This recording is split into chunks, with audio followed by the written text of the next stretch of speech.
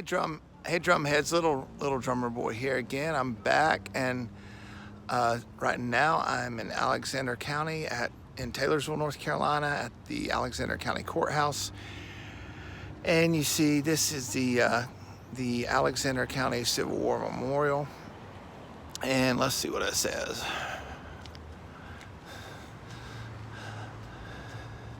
The young man who adorns this pedestal was killed at Gettysburg, July 3rd, 1863. Oh, the fate of the just! Thou gavest me this bitter cup, and I bow to thy behest and drink it up. He was a lad of the old South, whose name is known but to me. How bravely her sons can say farewell. And then engraved it says, from 1861 to 1865, the heroic sons and daughters of the Old South under the greatest generals of all times, Robert E. Lee and Stonewall Jackson. My great-great-grandfather, James Howe, served under Stonewall Jackson.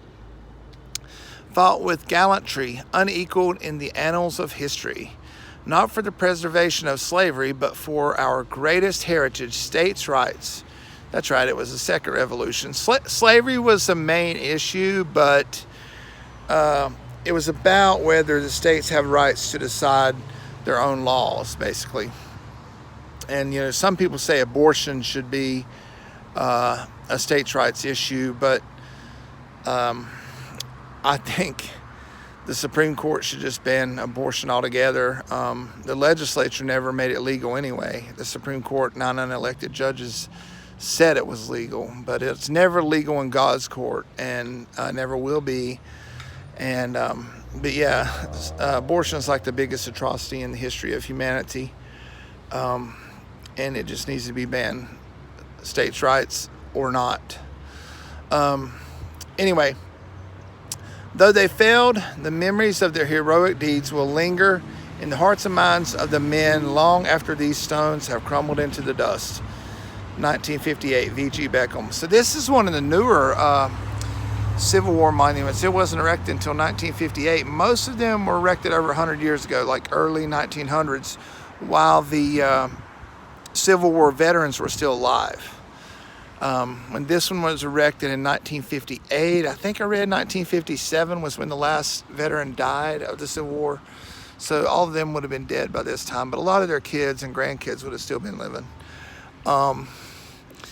But I wouldn't say they failed, because actually the South won the most battles, but the South was outnumbered 24 states to 11. So the South was doomed to start with, because we were outnumbered 2-1 in states and population. So and it's amazing that the war went on for 4 years, considering that the South was outnumbered 2-1. And let's see what this engraving says. Lee was opposed to slavery and secession, having freed his slaves 17 years prior to the war. I knew that. And you know what? General Lee served the American Army. So he was born in 1807, so he probably went in 1825. He served the American Army 36 years before defending his native Virginia. A lot of people forget that. But he had freed his slaves 17 years prior to the war. So General Lee freed his slaves in 1844. Thomas Stonewall Jackson, born in poverty, had no slaves and opposed slavery. And the reason they called him Stonewall Jackson, if you watch the movie Gods and Generals, I highly recommend it. They said he would stand there in the middle of the battle like a stone wall, unflinching, unafraid, and they would ask him, General Jackson, how are you not afraid to just stand there out there in the middle of the battle? And he said, well, basically, I'm paraphrasing here. I don't know the exact verbatim, but he basically said, if you know where you're going, because he knew that he had Christ and he was ready to go to heaven, if you know where you're going, then you're not afraid to die. At the time of joining the South, this is Thomas Stonewall Jackson. At the time of joining the South, was a teacher of a squalid Negro Sunday school. So I never knew that. General Thomas Stonewall Jackson taught a black Sunday school. General Grant owned slaves which were freed by the Emancipation Proclamation. How about that? And that's probably why the idiots tore down his statue. He won the war to free the slaves, but owned slaves himself. Kind of hypocritical on his part, I guess. Let us make treason odious by hanging the chiefest of rebels, Robert E. Lee, to which Grant notified him that if one hair is harmed on the head of Lee, he would turn his victorious army on the city of Washington and level it to the earth. So Grant was highly opposed of hanging Lee, and shoot, they would have served in the Mexican-American War together. That's where these guys got their experience when they were younger. And that's really cool. I didn't know that either. So basically, Grant saved Lee's life. That's really cool. Here we have a Civil War cannon. This is really cool. There's a mortar at the courthouse. Oh, and there's a mortar at the courthouse in Newton. And by the way, y'all check it if you like this kind of video and you want to see about the local Civil War memorials and things, and war memorials. I'm trying to do them all because these idiots nowadays tearing down stuff. They don't know what they're tearing down. Anyway, I don't want to chase another rabbit, but there's a mortar, a big mortar at the Newton Courthouse. And check out my videos. I've got several now. Catawba County War Memorials, Iredell County War Memorials, Lincoln County War Memorials, the Battle of Ramseurs Mill, Part 1 and 2 in Lincoln County, which was in the Revolution. And just today I did Burke County War Memorials, Caldwell County War Memorials, and then I'm rounding it out with Alexander County War Memorial. Let's see what it says here in front of this grand old cannon. Pickett's charge at 2:00 p.m. The belch and roar of this Jones 6-pounder, so it shot 6-pound shot. At 2 p.m., the belch and roar of this Jones 6-pounder ceased, and out of the grove on Cemetery Ridge, Gettysburg, marched the bravest body of infantry that ever careered the fields of battle to hurl itself against the Union batteries on Cemetery Ridge, only to be annihilated in a blaze of glory that will grow undimmed throughout the rolling flood of endless ages. So wow, this cannon, this 6-pound cannon, was in the Battle of Gettysburg. That's a piece of history now.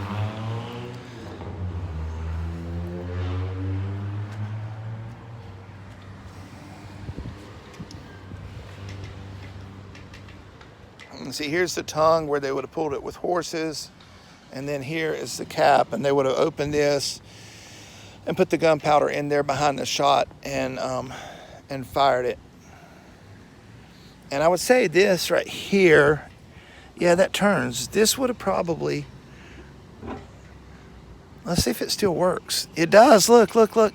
This turns the cannon. This aims the cannon. You turn this and it aims the cannon. That thing still works.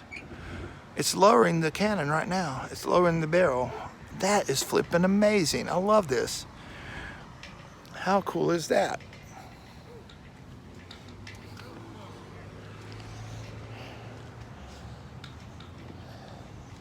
And then here we have, oh wow, a Little.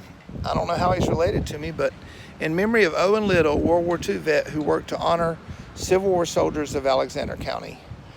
And you see the Confederate battle flag, the hated Confederate battle flag nowadays. But it's just a symbol of the South, and it's to honor our the sons of the South who fought for the Confederacy, most of them who were drafted by conscription.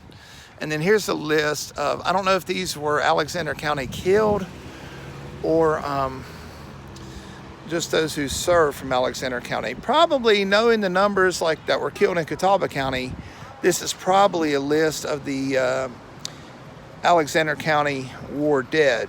The numbers were massive, especially to these small population towns and counties. I mean, they don't have real big populations nowadays, and back then there were a lot. There was a lot smaller population, but yet heavy losses in the war. There's a DH Little.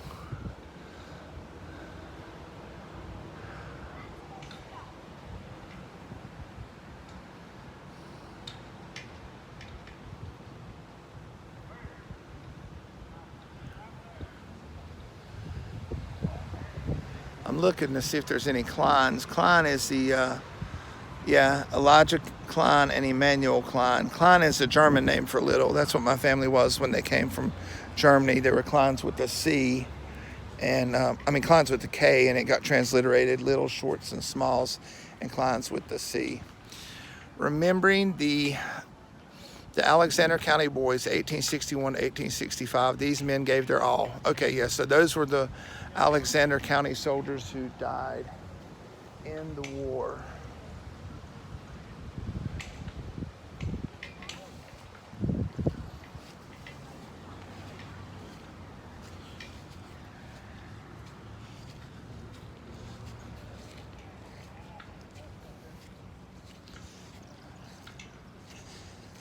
Good, how are y'all doing? Where are the other war memorials? Are they over here? Yeah, all World War II, and then the trail is also kind of, it's got a little bit of World War II. Okay, thank you so much. You're welcome. Thank you.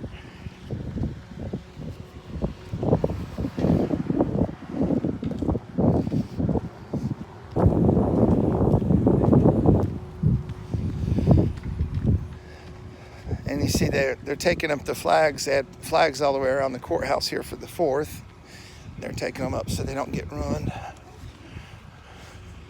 Okay, yeah, here's the Alexander County World War I and World War II memorials. Looks like they lost 9 in World War I and a whole bunch in World War II.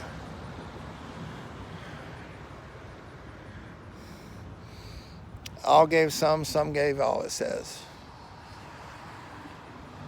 And there's 2 Littles on this monument, Creel M. Little and Graydon Little.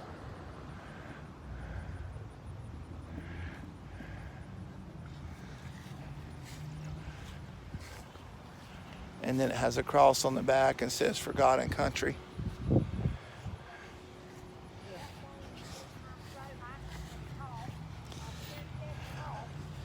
And then this is the memorial for the Korean conflict.